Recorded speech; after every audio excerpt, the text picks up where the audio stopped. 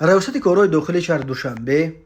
روز 29 ایون سال 2024 از بازداشت یک زن فولبین 50 ساله خبر داد که با وعده گرم کردن مناسبت‌های شوهرش به مبلغ بیش از $30,000 آرایشات یک جوانزن را تصرف کرده است. میلیسیا میگوید متاسفانه تا حال هستند نفرانی که گویا به صاحب کرامت بودن و استعداد فوق‌العاده داشتن فولبینان باور میکنند و محض همین زود باوری است که تا حال بازار چنین افراد گرم نگاه می‌دارد و نمیگذارد که فولبینوها و جادوگرها که میلیسیا پایتخت تاجیکستان آنها را طایفه مفتخران نام میبرد از بین بروند. بنا به اطلاع نشر شده کارمندان میلیسیا شهروند حلیم و دونگل سال تولدش 1974 ساکن شهر دوشنبه را دستگیر کردند که از سادگی و زودباوری شهروندان استفاده نموده با وعده فولبینی و جادوگر و به اصطلاح مردمی گرم نمودن مناسبت‌های زنان و مردان مبلغ‌های کلان پولی و جواهرات گوناگون ارزش زنها را گرفته از آن خود می‌کرده است.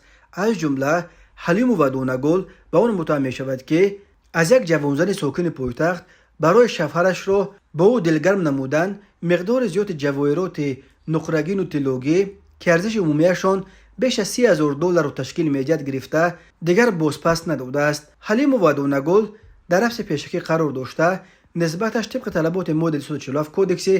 جنایتی جمهوری تاجیکستان قلابی پرونده جنایتی آغاز کرده شد. به این زن بر اساس این بند قانون جریمه هنگفت یا چند سال زندان تهدید می‌کند. وزارت کارهای داخلی تاجیکستان از ماه فوریه به این سو در جمهوری یک معرکه گسترده برای آشکار ساختن فولبین‌ها و جادوگرها را برای مانده تا امروز درباره بازداشت تقریباً 200 نفر با چنین اتهام خبر داده است. وزارت کارهای داخلی همچنین اعلام کرد که مقامات همچنین در پی تهیه رویخط یگانه افراد شدند که از حساب فولبینی، سیر و جادو، نوشتن تومور و تشتاب و دیگر راه‌های به عقیده مقامات مردم فریبی روز میبرند.